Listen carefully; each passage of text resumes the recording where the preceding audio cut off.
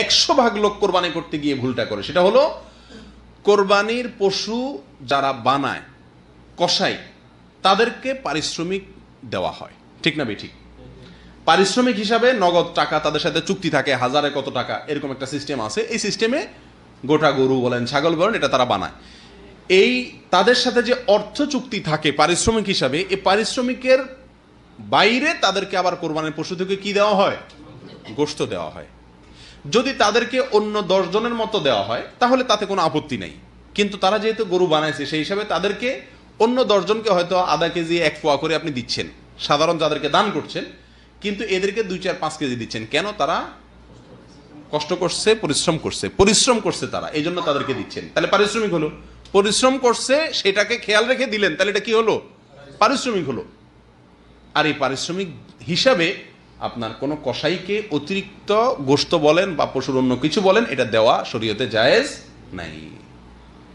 কসাইরাও খুব চালাক, তারাও আমাদের সঙ্গে এই কোরবানির পশু এটা বানানোর জন্য যখন চুক্তি করে তখন খুব বেশি দরাদরি করে না, কারণ তারাও জানে যে 2, 4, 5 কেজি গোশত তো আমি এমনিই পাবো, তো 4 কেজি গোশত পালে তো 2000 টাকা দাম এমনি এসে গেল, অতএব 1000 যদি চুক্তিতে কমও হয় লস নাই, ঠিক না বেঠিক?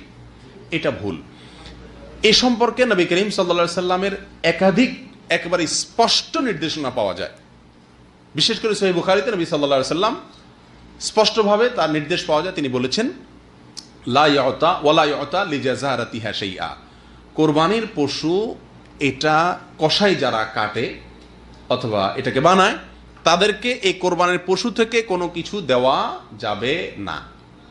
আলী রাদিয়াল্লাহু তাআলা আনহুকে নবী করিম সাল্লাল্লাহু আলাইহি সাল্লাম বিদায় হজের সময় তাকে কোরবানির পশুগুলা, তিনি নিজের হাতে অনেকগুলো কোরবানি করেছেন, বাকিগুলা তাকে করতে বলেছেন। এরপরে বলেছেন এই পশুর সবকিছু বন্টন করে দেওয়া মানুষদেরকে, হাজিদের মধ্যে তাদেরকে খাওয়াও, আর খবরদার কোনো কিছু তুমি ওই কসাইকে বা যারা বানাবে তাদেরকে দিবা না। অর্থাৎ তাদের পারিশ্রমিক আলাদা দিবেন, নগদ টাকা দিয়ে। কোরবানির পশু থেকে আপনি দিবেন না। আসলে কোরবানির পশুর এই গোশত, এটা আমরা কোরবানি করে দিলাম মানে আল্লাহকে দিয়ে দিলাম, ঠিক না বেঠিক?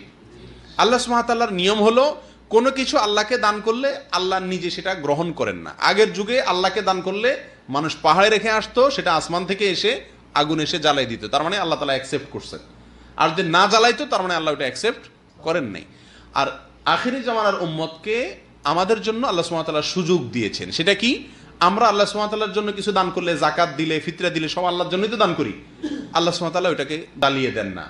আল্লাহ সুবহানাহু ওয়া তাআলা আমাদের সুবিধার জন্যই, গরিবদের মাঝে বন্টন করার জন্য, নির্দিষ্ট খাতে দেওয়ার জন্য আল্লাহ তাআলা কি করছেন? নির্দেশ করছেন।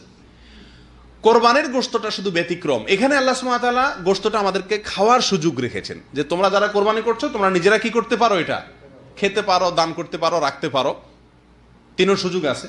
সূরা তিরমিজিতে আসছে, নবী সাল্লাল্লাহু আলাইহি ওয়াসাল্লাম বলেছেন, ফাকুলু মিনহা ওয়া আতইমু ওয়াদাখিরু, তোমরা নিজেরা সেখান থেকে খাও, মানুষকে দান করো, আবার রেখে দাও, সুযোগ আছে। একসময় নবী সাল্লাল্লাহু আলাইহি ওয়াসাল্লাম নিষেধ করছেন 3 দিনের বেশি রাখা যাবে না, কিন্তু এরপরে সেটা তিনি প্রত্যাহার করেছেন, রহিত করেছেন। এরপর বলেছেন তোমরা এখান থেকে যা খুশি করতে পারো। অর্থাৎ যা খুশি বলতে নিজে খাও, মানুষকে দান করো, জমা করো, কিন্তু বিক্রি করা যাবে? যাকে আপনি দান করছেন সে বিক্রি করতে পারে, কিন্তু আপনার কোরবানির গোশত আপনি বিক্রি করতে পারবেন? যেহেতু বিক্রি করা যায় না, অতএব পারিশ্রমিক হিসাবেও কাউকে দেওয়া যায় না। বিধায় আপনার যে কসাই এই পশুটা বানায় দিছে, তাকে যদি আপনি টাকা দিলেন আর গোশত অতিরিক্ত দিলেন, এই জন্য এই খেয়াল থেকে যে সে কষ্ট করছে, পরিশ্রম করছে, তাহলে পরিশ্রমের বিনিময় দিলেন, সেই হিসাবে এটা কি হবে না? জায়েজ হবে না। সবচেয়ে বড় কথা হলো নবী করিম সাল্লাল্লাহু আলাইহি ওয়াসাল্লাম নিষেধ করছেন, ব্যাস। তাহলে আমাদের এই কাজটা করা উচিত কি উচিত না?